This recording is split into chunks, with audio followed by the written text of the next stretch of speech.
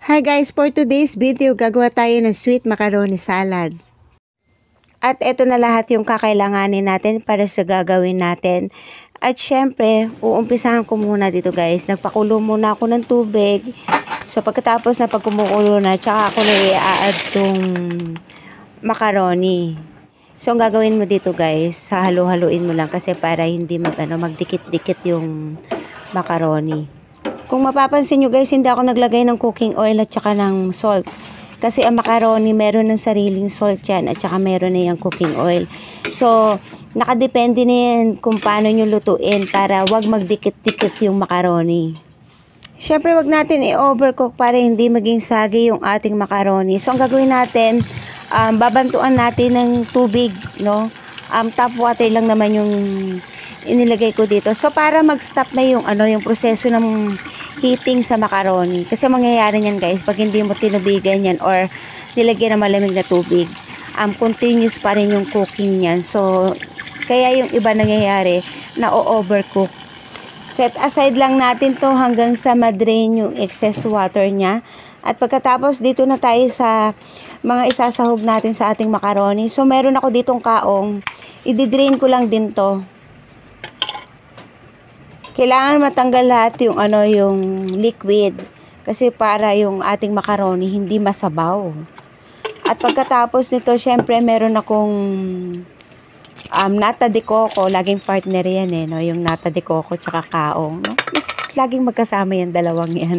So i-drain natin na rin ito. So ang gagawin ko dito guys, i-drain ko lang to lahat. So pagkatapos nito, i-set aside ko lang and then bubuksan ko na tong mga ilalagay nating pampalasa na, no? So, meron ako ditong 1 can ng condensed milk and then 1 can lang din ng mixed fruit. Pagkatapos, isang pack lang ng all-purpose cream. So, syempre, i-drain din natin tong mixed fruit. Pagkatapos, mix them all together na yan. Paghahalo-haluin na natin. So, ganun kadali, di ba? At syempre, wag natin kakalimutan lagyan ng cheese. Kasi guys, dahil nga yung macaroni natin matamis. So, kailangan natin ng cheese para may balanse ng konting alat. At syempre, lalagyan natin ng apple para medyo crunchy, di ba? Mas masarap yung pag kinain mo, may makakain kang malutong-lutong. Paghahaluin lang natin to lahat. At pagkatapos, syempre, ilalagay ko na yung macaroni. Tapos, halu-haluin lang natin. So, napansin ko nga guys, yung ginamit ko kasi yung mixing bowl ko, puno pala. So, ginawa ko, nilipat ko dito sa malaki kong kaldero kasi mahihirapan akong haluin. So, yan, nalalagay ko na tong all-purpose cream. Ginawa ko dito kasi guys, tansyado muna. Tinansya ko muna. So, nilagay ko lang muna isang piraso ng all-purpose cream. Syempre guys, pigang-pigayan talaga, simot na simot yan. Ganun ako kasino. Kasi sayang naman ang mahal-mahal ang all-purpose cream. At pagkatapos, lalagyan ko na ng 1 big can condensed milk. Ganun din ang gagawin ko dyan. Talagang sisimutin ng maiging-maigi. Kasi sayang naman guys kung hindi natin masisimot, no? So yan din lagi ang tinuturo ko sa kids ko, no? Kailangan maging masinop ka kahit sa anong bagay talaga.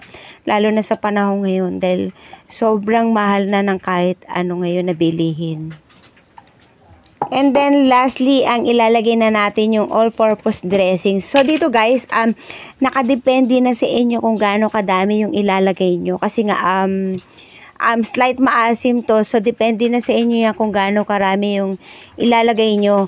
Kaya ako talaga pag gumagawa ako ng kahit anong salad, no? So laging gawa ko niyan. Pag maglalagay ako ng halimbawa ng condensed milk, all-purpose cream, hindi ko inilalagay lahat. So mahilig ako magtansya lang muna, no? So hindi ako laging nagre-rely sa sa recipe na kailangan dalawang cream or dalawang milk. So hindi ako ganoon. So laging based on my my taste. Syempre kailangan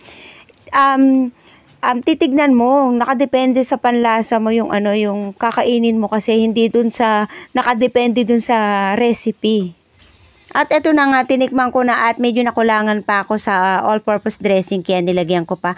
At ito na, tapos na to. So, ang gagawin ko dito, palalamigin ko lang to bago natin iserve. At syempre, bago tayo magtapos, magti-thank you po muna ako sa inyong lahat, no? Maraming salamat po do sa matyagang nanonood sa aking channel. At kung bago ka sa channel ko, please don't forget to like and subscribe. And syempre, don't forget to click the notification bell for new updates. So, syempre, titikman natin pag malamig na. Alam nyo guys, isa to sa hinanda ko nung New Year, no?